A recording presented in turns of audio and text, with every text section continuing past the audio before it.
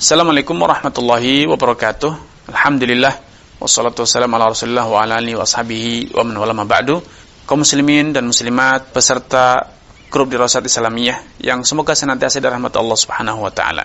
Al-Imam Al-Muallif Abu Syuja' mengatakan wa arba'un la yaqa'u talaquhum. Ada 4 golongan orang yang walaupun mereka dengan tegas dan lugas telah menyatakan cerai, saya ceraikan istriku, atau saya ceraikan engkau wahai istriku, dengan kata yang betul-betul tegas, lugas, tidak ada yang samar. Tetapi karena keterbatasan psikologi, keterbatasan mental, keterbatasan kemampuan mereka untuk memahami maksud, makna, dan konsekuensi dari ucapan tersebut, maka ucapan tersebut diabaikan, tidak diperhitungkan. Alias walaupun mereka keempat orang ini telah tegas-tegas mengatakan saya ceraikan, maka itu sia-sia. Perceraian tidak bisa jatuh. Perceraian tidak dianggap. Siapakah mereka? Yang terakhir, yang keempat, golongan keempat, kalaupun dia menceraikan, perceraiannya diabaikan adalah mukroh, orang yang dipaksa. Dan perlu difahami bahwa yang dimaksud dengan paksaan sini adalah paksaan yang pertama dilakukan tanpa alasan yang dibenarkan. Dia dipaksa secara zalim untuk menceraikan istrinya. Kedua, paksaan tersebut bersifat mulji. Betul-betul orang yang dipaksa tadi, suami tadi, tidak bisa mengelak. Dan dia tidak mampu melawan, tidak mampu menghindar. Yang ketiga, paksaan tersebut bila tidak dituruti akan menjadikan dia menanggung kerugian yang sangat besar. Maka ketika ada orang misalnya dikalungi pedang, kalau tidak engkau ceraikan istrimu akan saya potong lehermu, atau saya potong tanganmu, atau dia didekatkan dengan ular kobra, orang yang beracun, kalau engkau tidak menceraikan istrimu akan aku sengatkan kamu dengan ular ini atau binatang yang berbisa yang mematikan ini misalnya, atau disetrum dengan listrik, atau kalau tidak akan aku bakar rumahmu, aku bakar kendaraanmu misalnya. Dan ini betul-betul ancaman yang serius. Maka ini adalah sebuah paksaan.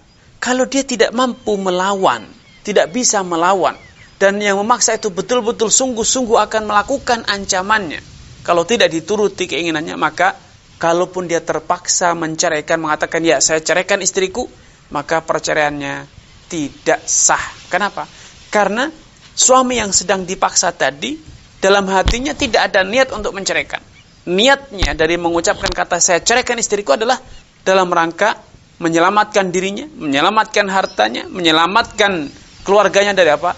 Dari ancaman yang dilontarkan kepada dia, yang disampaikan kepadanya. Dia tidak ada niat untuk menceraikan. Sehingga kalau Anda tanya, memang betul kamu menceraikan? Dia akan berkata tidak. Saya sekedar ingin apa? Menyelamatkan diri.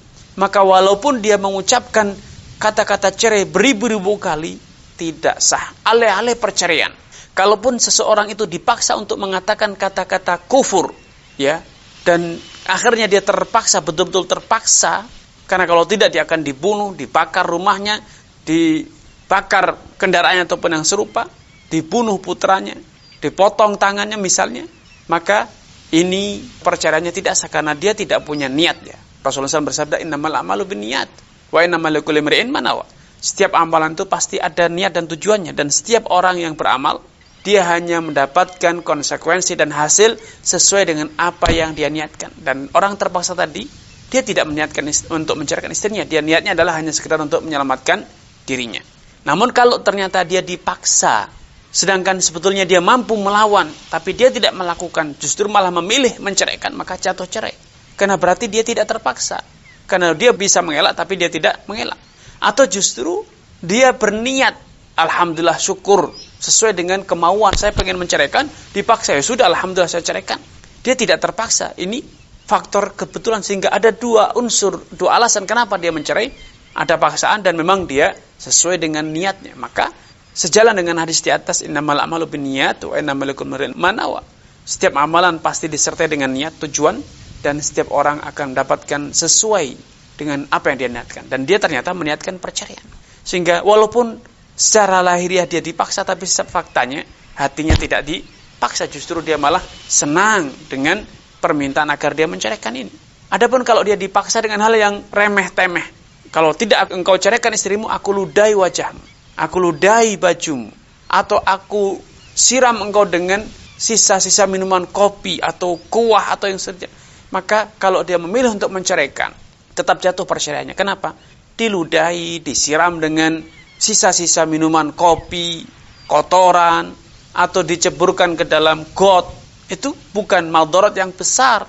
Kalaupun dia tidak bisa melawan, seharusnya sebagai seorang suami yang cinta pada istrinya, cinta pada keluarganya, dia akan memilih hal tersebut. Karena itu ringan ya. Kalaupun rugi, kalaupun itu menyakitkan, tidak seberapa.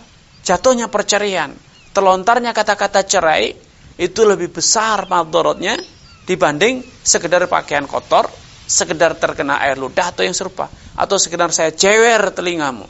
Ini bukan paksaan. Hingga kalau dalam kondisi ini, maka walaupun dia berkata saya dipaksa, maka ini bukan paksaan. Kadang sebagian orang salah paham.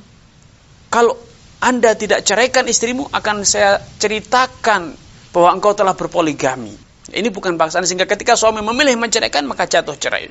Karena ketika dia telah berpoligami misalnya, seharusnya dia sadar bahwa dia harus siap dengan konsekuensi. Ketika dia takut, ya nanti istri pertamanya ngamuk, marah dan seterusnya, maka ucapan atau paksaan yang dalam kondisi macam ini bukan paksaan yang diakomodir secara syariat. Sehingga laki-laki harus gentle.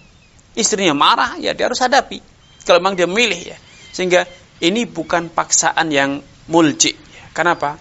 Karena lelaki idealnya sebelum menikah berpoligami, dia harus sudah berhitung, dia harus mengkondisikan istrinya, dia harus mampu menghadapi istrinya, bukan menjadi pengecut, lelaki yang penakut ketika ketahuan istrinya ngambek misalnya, istrinya pulang kampung, takut dimarahi mertua, takut dimarahi orang tua sendiri, takut di ini dan itu.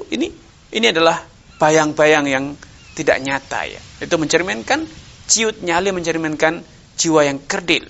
Sehingga ketika dia memilih untuk menceraikan, maka tetap jatuh cerai. Karena ini bukan ikrah yang mulji, bukan paksaan yang berat. Walaupun banyak orang mengatakan itu paksaan, tapi itu paksaan yang tidak berat ya. Bisa dipikul, konsekuensinya bisa dihadapi. Namun karena pengecut, karena penakut, bisa jadi itu menganggap sebagai sesuatu yang besar, padahal itu bukan hal yang besar. Sehingga yang dimaksud dengan paksaan di sini adalah betul-betul paksaan yang tidak bisa dihindari. Kalau tidak dituruti, akan menyebabkan dia menanggung, memikul madarat yang sangat besar, cacat, mati, atau terbunuh, kehilangan harta yang sangat besar.